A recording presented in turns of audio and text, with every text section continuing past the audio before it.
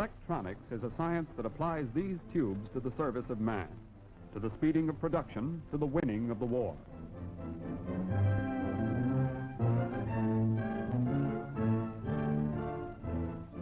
To understand how electronic tubes work, let's take a good look at one of them, one that's representative of its species. This is a diode, a typical two-element electronic tube. Let's get inside it. In fundamental operation, it resembles an ordinary single-pole switch, a switch that can connect, for instance, this battery and its motor load.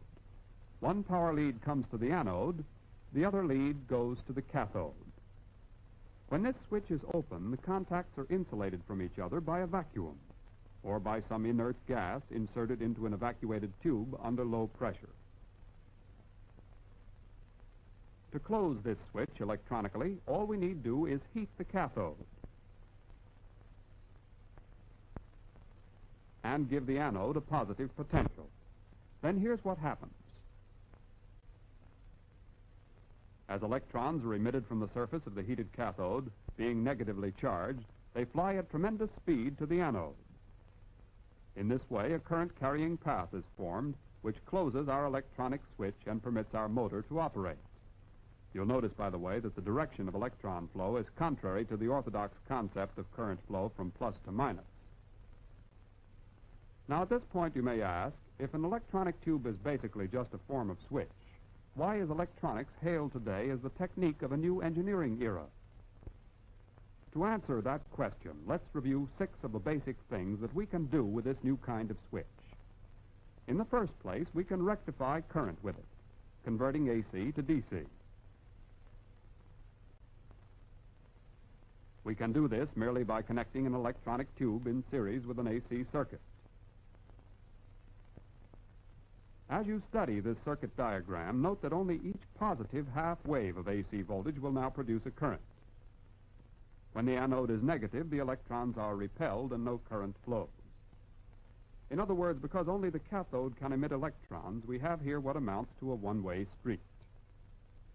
We can visualize the result of the tube's rectifying action with the aid of these 2 oscilloscopes. The one on the left shows alternating current coming in.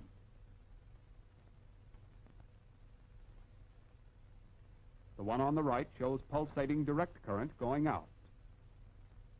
The applications of this basic rectifying principle are many and important. Here's one of them, changing AC to DC on the nation's electrified transportation systems. Here's another, rectification for electroplating operations of all kinds, operations possible only with direct current. Still another example, furnishing DC in steel mills for the driving of variable speed motors, such as the one controlling this giant ladle, or the ones driving steel conveyors with such precise control of speeds that danger of buckling and tearing and consequent mill damage is eliminated. Electronic rectification is also helping to build American air power by making available record-breaking quantities of aluminum for plane construction. From Arkansas mud to American air power involves a complicated conversion of material. Before pure aluminum can be extracted from this bauxite ore, direct current must be applied in a vital reduction process. To obtain that direct current from AC transmission lines, the ignitron rectifier is used. This Westinghouse electronic development changes vast quantities of AC to DC with higher efficiency than any similar type of conversion equipment. Today, it's the main source of current supply for the nation's great aluminum industry, an industry that has achieved a miraculous expansion to meet the demands of a world at war. Magnesium from seawater is another achievement of industry under the stress of war. Ignitrons used in the extraction process speed up the delivering of incendiary and demolition bombs to the centers of Axis production.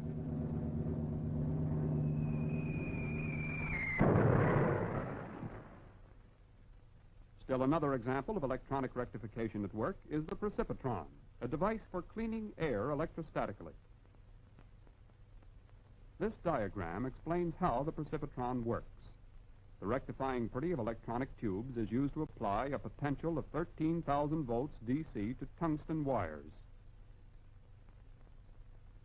and 6,500 volts DC to collector plates. As incoming air passes through the field of these wires, each particle of dirt receives a positive electrostatic charge. When the positively charged particle reaches the collector chamber, it's attracted to and deposited on negative plates. In this way, air is cleaned so thoroughly that dirt particles down to a 1/4 millionth of an inch are removed. This is a vital advantage today, not only in homes and public buildings, but in industrial plants of all kinds. For instance, in plants manufacturing delicate instruments, where air cleanliness is necessary for precision work. In workrooms where optical systems are assembled for a host of military purposes. In inspection rooms where minute parts must be closely examined under high magnification. Air cleanliness is vital, too, in film developing rooms like this one. To understand how electronic air cleaning helps here, let's go aloft in a reconnaissance plane.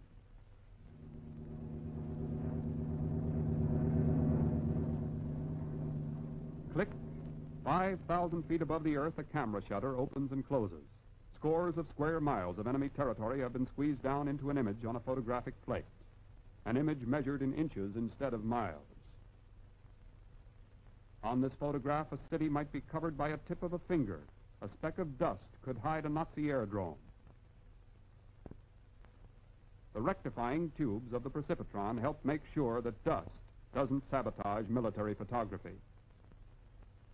Now, so far in this film, we've discussed only one of the basic things we can do with the electronic tube. We can use it to rectify. The second basic thing we can do with it is amplify. Here's how. Between the cathode and the anode of the two-element tube, which we diagrammed a while ago, we now place a grid. To this grid, we connect an input of some weak voltage which we wish to amplify, perhaps that of a faint radio signal from halfway around the world. Now let's see what happens. Every time a negative potential is impressed on the grid, even though it be very minute, it has a large effect in reducing the number of the negatively charged electrons which would otherwise keep flying from cathode to anode. Conversely, when the grid is positive, an equally large effect is exerted in increasing the flow of electrons from cathode to anode. The important thing to note here is this. A small amount of power applied at the grid is amplified into a large amount of power in the anode or work circuit. This amplifying property of the three-element electronic tube is put to work in innumerable ways. Westinghouse electronic amplification now helps provide radio and radio telephone contact between airplanes and control stations on the ground, between ships and their communication bases, both afloat and ashore, between individual tanks and their tank force commanders, between firing line and headquarters, between seadrome lights and night-flying pilots who can turn them on by radio signal. In the field of power engineering, electronic amplification permits the measurement and analysis of minute voltages, stepping them up to the point where they can be seen and interpreted on oscilloscopes. When this giant rotor is completed, its precise dynetric balancing will be made possible by amplifying tubes. Testing of these propellers for vibration fatigue will also be facilitated by electronic amplifying tubes. Up to now, we've considered two of the basic things that the electronic tube can do. It can rectify, it can amplify. A third thing it can do is generate. The term generate in this connection is meant in a general rather than a technical sense. A triode is connected for oscillation in the way shown here. The system then becomes capable of changing direct current into alternating current. Note that what we're doing in this case is amplifying in the usual way and then feeding back to the grid part of the amplified voltage. Continued repetition of this feedback results cumulatively in a strong alternating current. This electronic means of generating alternating current is important because it can produce very high frequencies up to millions of cycles, far beyond the range of ordinary rotating equipment. A familiar application of this is the radio transmitter. This modern transmitting room of Westinghouse station KDKA is a far cry from the pioneering equipment of its famous predecessor. This scene reproduces an historic occasion, the first time a radio transmitter was used for large-scale public entertainment. This is station KDKA of the Westinghouse Electric and Manufacturing Company. We are about to begin the reading of the presidential election returns between Warren G. Harding and James M. Cox. Stand by, please. Here is a new, less familiar application of electronic high-frequency generation. High-frequency heating of 200,000 cycles per second is now used to flow tin as the final step in the electrolytic plating of steel strip. After steel strip comes from its electrolytic tin plating bath, it first passes through a washer, then between hot air drying jets. At this point, the steel strip has a coating of tin that is relatively dull and porous. Next comes a vital step. The strip is raised to the top of the heater unit housing, inside of which is a series of high-frequency coils. As the strip comes down through these coils, induced electric current causes heat, which flows the tin almost instantaneously, greatly improving its structure as a protective covering. Here's the result. Tin plate that is mirror smooth, free from porosity, so perfect a protective covering that 1 pound of tin can now do the work of 3. Note the horizontal bars in this close-up. These are parts of one of the high-frequency coils that affect the tin flow. If you look closely, you can see the difference in texture between the porous tin entering the top of the coil and the shiny flowed tin leaving at its base. And these are the tubes that generate the high-frequency current which makes the entire process possible. Another important result of this new Westinghouse electronic process is time saving. Tin can now be flowed at a rate of more than 1,000 feet a minute. Here's another example of where electronic high-frequency generation is doing a job today. Dielectric bonding of plastic and plywood sections in a matter of minutes instead of days. As a result of this application, plywood-constructed PT boats can be produced more speedily. Dielectric heating also cures intricate plastic forms faster and better. Here, a dielectrically cured plastic piece is being given a stress analysis. Carrier current relaying also applies the electronic principle of high-frequency generation. Here's part of the equipment that does the work. This equipment makes possible an enormous increase in the speed with which transmission lines can be cleared of faults. Its effect is to increase the load-carrying ability of a system up to 50% or more. We've now illustrated 3 of the basic ways that the electronic tube can be put to work. It rectifies, it amplifies, it generates. And here's a 4th thing it does. It controls. This diagram illustrates one of the principal mechanisms of electronic control. We use the grid here not to amplify a weak signal, but to control the flow of power to a machine. To do this, we connect the control circuit in such a way that it becomes a function of temperature, speed, time, or any other variable. As a result, grid potential is varied, and the work circuit is automatically closed, modified, or opened. And we can do all this with split-second timing and incomparable precision. Take, for instance, this electronically controlled spot welder.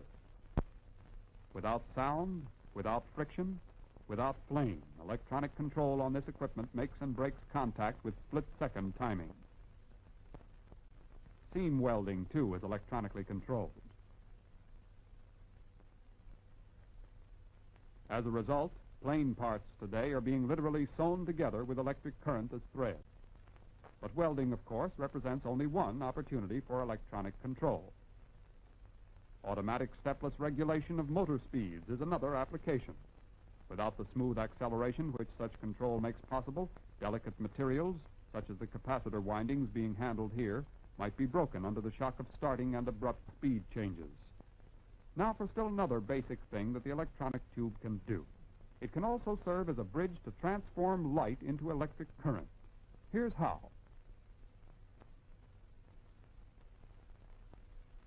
We replace the ordinary heat-activated cathode of a 2-element electronic tube with one made of photosensitive material. Light can now replace heat as the stimulator of electronic emission. The stronger the light, the greater the electronic emission. and consequently, with the aid of an amplifier, the more power flowing through the work circuit. This is important because it means that photoelectric tubes can function as light relays and so be given an almost infinite variety of jobs to do. Scanning the soundtrack of the talking motion picture film you're listening to right now is one of them. Another is the television camera. The iconoscope used in this camera is merely a special form of electronic tube. Product and process control is still another application. In this plant, a phototroller automatically stops a conveyor belt every time a lightning arrestor comes to its point of inspection. Here, a Westinghouse electronic eye inside the metal housing spots pinholes in metal strip as it comes from the rolls, automatically operating a relay that rejects defective sections, dropping them out of the production line without a moment's loss of working time.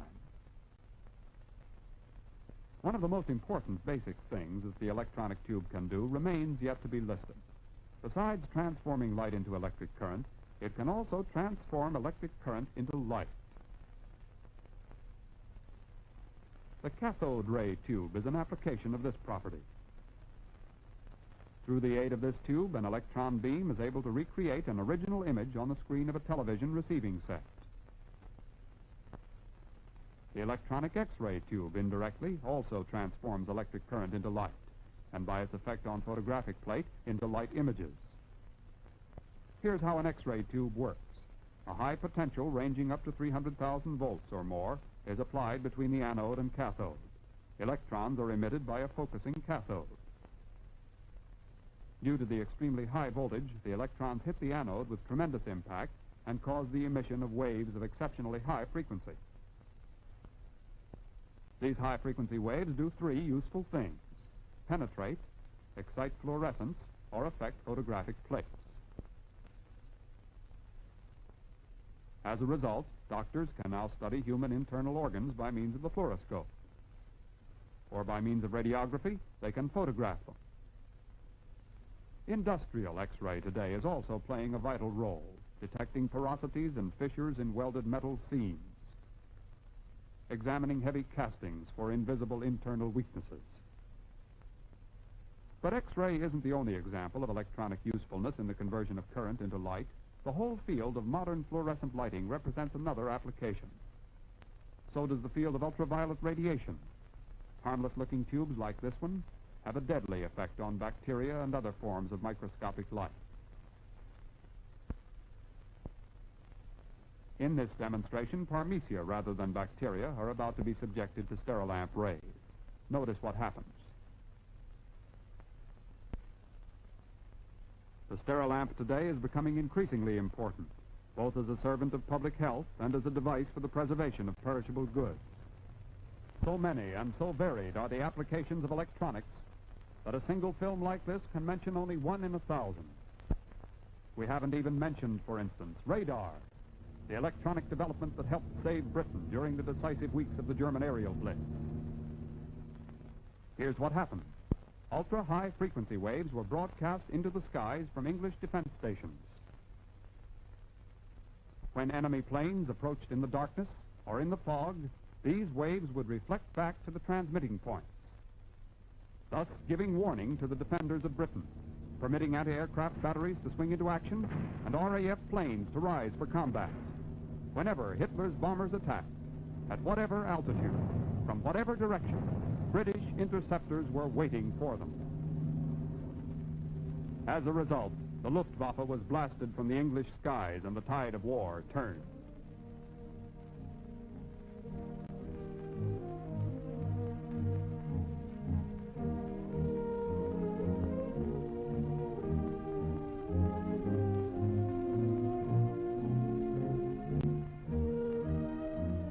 Yes, the electronic tube, in essence, is only a switch. But what a switch! It rectifies, amplifies, generates, controls, transforms light into electricity and back into light again.